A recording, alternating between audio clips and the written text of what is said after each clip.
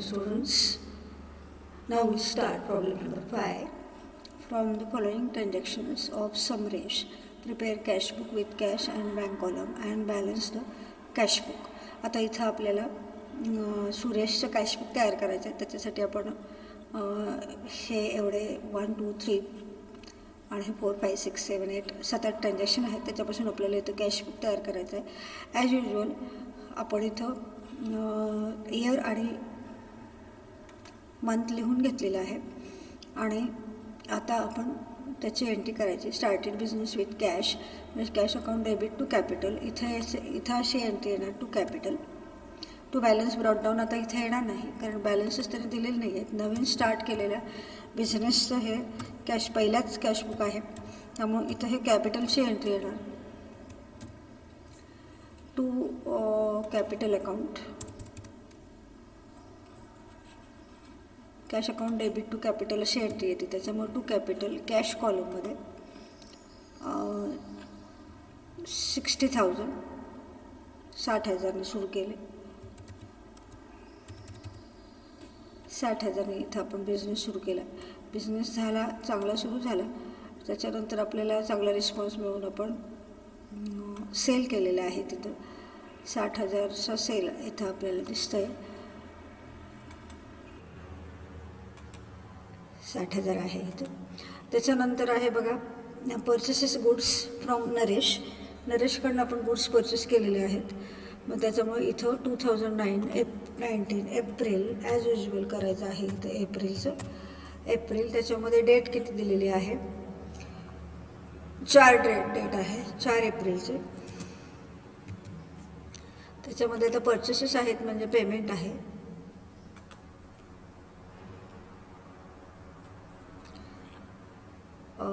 इथं हे थोडंसं मी ॲडजस्ट करते, 1 मिनिट.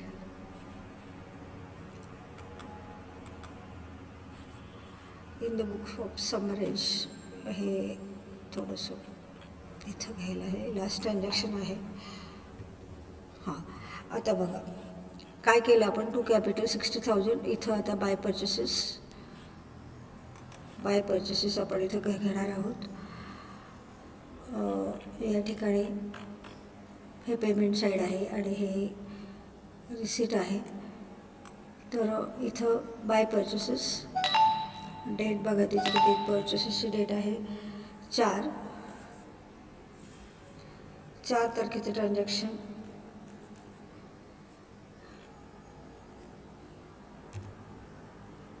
April 4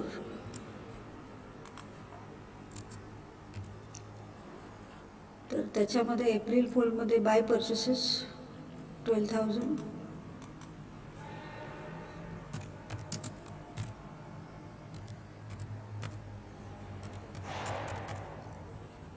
bye purchases 12,000.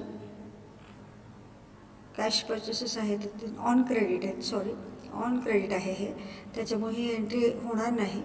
त्यामुळं आपण हे कॅन्सल करू. ऑन क्रेडिट असेल तर हा कॅश ट्रान्झॅक्शन नाही आहे. कॅश ट्रान्झॅक्शन नसेल तर हे आपण कॅन्सल करायचं आहे. आता मी जसं केलं तसं. म्हणजे purchase goods on credit he entry घेत नाही कारण हे कुठं जाणार? परचेस बुकमध्ये जाणार. इथं फक्त आपण कॅश ट्रान्झॅक्शन्स घेतो आहे. पुढं आहे कॅश सेल्सला 5 तारीख येते बघा. इथं कॅपिटल 1 तारीख आहे. त्याच्यानंतर 5 तारीख ही 5 तारीख आहे. 5 तारखेला 2 कॅश सेल्स झाले. त्याच्यामुळे 2 सेल्स असं लिहायचं आहे फक्त. 2 सेल्स किती आहेत बघा. ते 75,000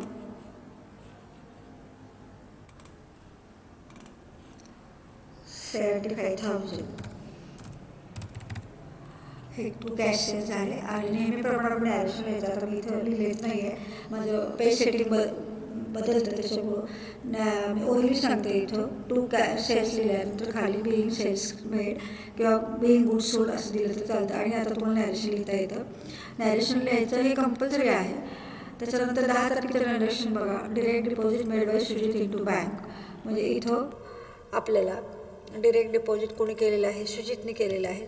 तर तेच डिरेक्ट डिपॉझिटची एंट्री काय होती? Bank account debit to Sujit. त्याच्यामुळं इथं टू सुजित अशी एंट्री होणार. आणि ह्याचं बँक अकाउंटमध्ये बँक कॉलममध्ये, आता बँक अकाउंट आहे म्हटल्यावर बँक कॉलम घ्यायचा आहे. बँकेत त्यांनी पैसे भरलेले आहेत, बँकेशी रिलेटेड सगळे ट्रान्झॅक्शन आपण बँक कॉलममध्ये रेकॉर्ड करतो. हे आहे इथं 35,000.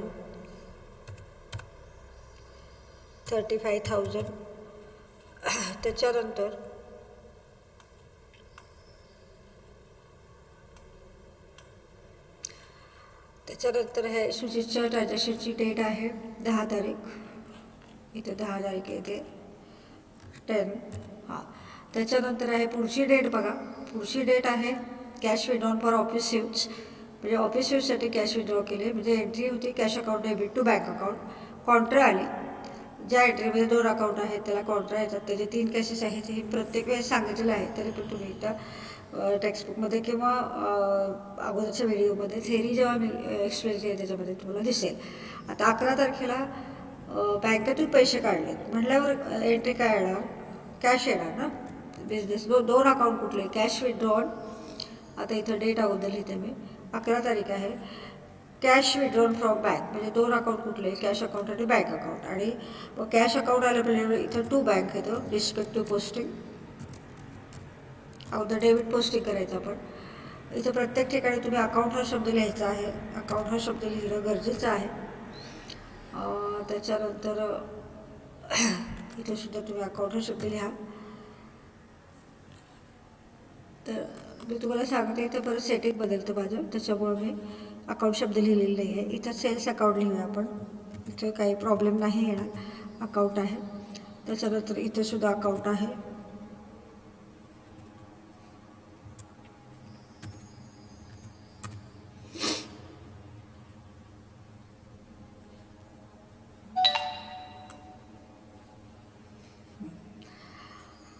Sujit account, bank account. बिझनेसमधनं कॅश बाहेर काढली म्हणजे cash account debit to bank account ही एंट्री घेते. तर आता इथं एंट्री येते टू बँक अकाउंट, म्हणजे इथं जर बँक असेल तर कॅश कॉलममध्ये आपण एंट्री करायची आहे. किती अमाऊंट काढलेली आहे बघूया आपण. इथं amount cash withdrawn for office use amount आहे 7,000. इथं टू बँक असेल तर बँक असेल आतल्या बाजूला तर कॅश कॉलम येतं. आणि आता इथं त्याच्यासाठी बाय कॅश येणार. एंट्री काय होती? Bank account debit to cash account, म्हणून बँक अकाउंटला cash account debit to bank account entry होती, म्हणून कॅशचं पोस्टिंग येतं टू बँक आणि बँकेचं पोस्टिंग येतं बाय कॅश. आणि असं पण कॉन्ट्रा एंट्रीला काय लक्षात ठेवायचं, इथं टू बँक असेल तर इथं बाय कॅश येतं. मेकॅनिकली हे तुम्ही लक्षात ठेवू शकता. आणि इथं तुम्ही ह्याच्यामध्ये सी हे अक्षर दाखवून ती कॉन्ट्रा आहे असं इथं स्पेसिफाय करायचं आहे. इथं बाय कॅश अकाउंट. आता इथं जर कॅश असेल तर कॉलम बँक येतो, ते आहे 7,000 रुपये. 7,000. त्याच्यानंतर आहे बघा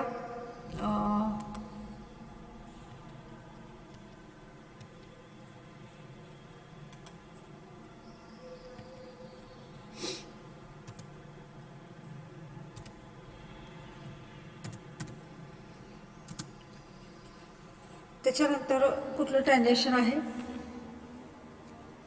थोडंसं पण हे पेज परत एकदा ॲडजस्ट करावं लागणार आहे मला. हे आता तुम्हाला in the books of Suresh आणि 2 कॉलम कॅशबुक हे आता माहिती आहे तुम्हाला, त्याच्यामुळे पुन्हा एकदा हे बघवायचं काही गरज नाही आहे.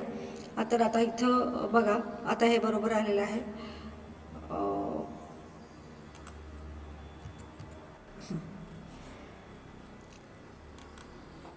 तर इथं आपण कॉन्ट्रा करतो एंट्री टू बँक आणि इथं बाय कॅश 7,000 झाली.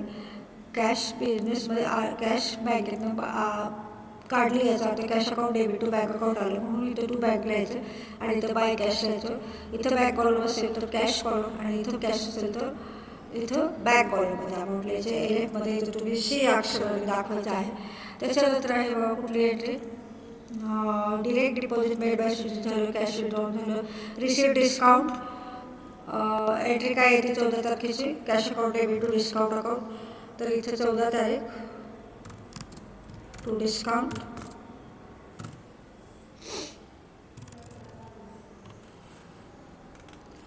इथे टू डिस्काउंट असं आपण करू शकतो. To discount account. त्याच्यानंतर डिस्काउंट आहे 2500. 2500 डिस्काउंट आहे. इथं 2500 रुपये. Cash account debit discount account. Discount हे इन्कम आहे त्यामुळे क्रेडिट होते. कॅश बिझनेसमध्ये आली म्हणून डेबिट होते, म्हणून एंट्री आहे कॅश टू डिस्काउंट. म्हणून इथं रिस्पेक्ट टू पोस्टिंग आहे टू डिस्काउंट. त्याच्यानंतर आहे बघा पेड इंटरेस्ट. इंटरेस्ट पेड केले म्हणजे interest account debit to interest on loan account. Interest on loan account debit to cash account. इथं काही बँकेचं काही कन्सिडरेशन नाही आहे, त्याच्यामुळे इथं तरी बँक कॉलम घ्यायचं नाही आहे, आपल्याला कॅश कॉलमच घ्यायचं आहे. 15 तारखेला इथं 15 तारीख आहे. इथं बाय इंटरेस्ट ऑन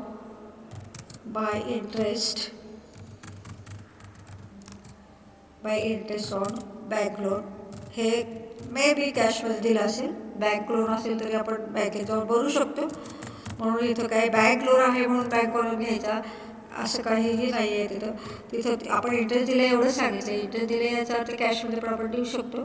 तर इथे 4000 रुपये कॅश कॉलममध्ये आहे. 4000 हे कॅश कॉलममध्ये घ्यायचं आहे. त्याच्यानंतर आहे बघा प्रत्येक ठिकाणी डायरेक्शन तुम्हाला आता लिहिता येते. डायरेक्शन तुम्ही लिहू शकता. Being interest paid on bank loan. त्याच्यानंतर परचेस्ड फर्निचर ₹6000 म्हणजे परत एकदा पेमेंट आहे. Furniture account debit to cash account. 19 तारखेला इथं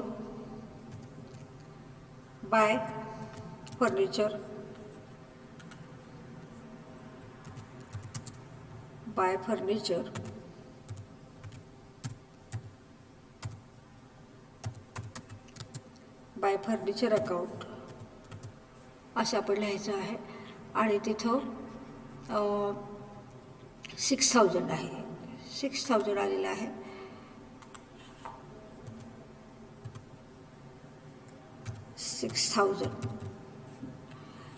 यानंतर कुठलं ट्रान्झॅक्शन आहे ते बघायचं आहे. Payment made by cheque. इथं हे ट्रान्झॅक्शन असं कंटिन्यूड आहे. ठीक आहे, आता आपण एंट्री केलो. हे ट्रान्झॅक्शन आपण कॅन्सल करू. पेमेंट मेड बाय चेक असेल तर बँक अकाउंट आलं असतं, पण आता आपण ऑलरेडी केलेली आहे एंट्री. तर अशा पद्धतीनं हे आपण इथं तयार केलं आहे सगळं. तर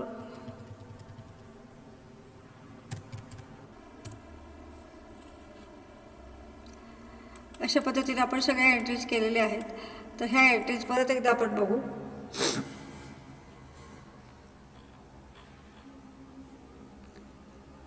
बघा पहिलं हे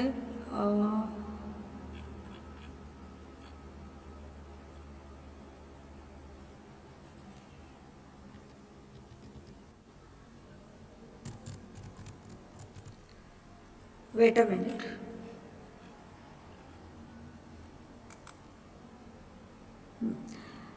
तर इथं आपण आता काय करायचं आहे, कॅश अकाउंट बॅलन्स करायचं आहे. आणि आता आपण या सगळ्या एंट्रीज करून झालेल्या आहेत. आता आपण दोन्ही कॉलम्सचं बॅलन्सिंग करायचं आहे. तर आता अगोदर कॅश कॉलम क्लोज करू. कॅश कॉलमच्या डेबिट साईडची ॲडिशन करायची आहे. ती कशी बघा, 60,000 अधिक 75,000 अधिक 7,000 अधिक 2,500 ह्याची बेरीज टोटल येते 1,44,500. तर 1,44,500 हे दोन्हीकडे आपण लिहून घ्यायचे. मी तुम्हाला मागं पण मी सांगितलं होतं की साधारणपणे कॅशबुकच्या डेबिट साईडची टोटल जास्त असते तर बॅलन्स निघतो, आणि त्याच्यामुळं तो बॅलन्स निघाल्यामुळं आपण बिझनेस करू शकतो. हे जर क्रेडिट असेल तर ते क्रेडिट बॅलन्स असेल कॅशचं, तर कॅश नसते. तर त्यासाठी आपण इथं अगोदर डेबिट साईडची टोटल करायची. निदान 11वीला का होईना हे आपल्याला डेबिट साईडची टोटल मोठी असते. त्याच्यानंतर बघा त्यातनं 10,000 गेले, म्हणजे 1,44,500मधनं 10,000 गेले, म्हणजे इथं 1,44,000 नेहमीप्रमाणे आपण दोन्हीकडे लिहायचं आहे. 1,44,000 16,500. त्यातनं हे इथं किती कॅश टोटल आहे, इथं फक्त 6,4,10,10,000 आहे. मग इथं आपण आता हा महिना कुठला आहे, एप्रिल आहे. एप्रिल आहे म्हटल्यावर 30 तारीख. By balance carried down, by balance carried down, by balance carried down. इथं ह्यातनं 10,000 गेले म्हणजे 1,34,500 हा बॅलन्स इथं उरतो. 1,34,500.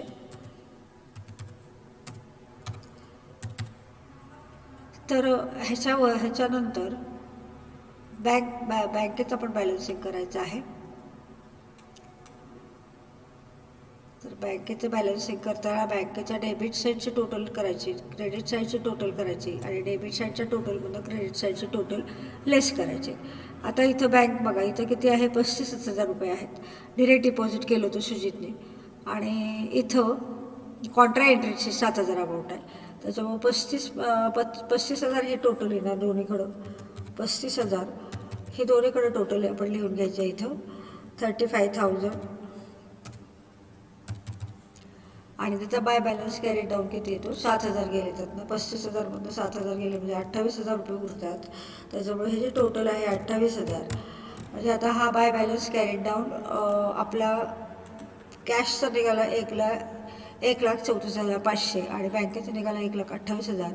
हे दोन्ही बॅलन्सेस आपण टू ब्रॉड डाऊन करायचे. To balance brought down, to balance brought down. इथं आपल्याला पुढच्या महिन्याची तारीख घ्यायची, एप्रिल म्हणजे इथं मे येणार. मेच्या पहिल्या दिवशी आपण मेच्या पहिल्या दिवशी आपण इथं हा बॅलन्सेस ट्रान्सफर करून घ्यायचे आहेत. 1,34,500 आणि 28,000. 1,34,500 आणि 28,000.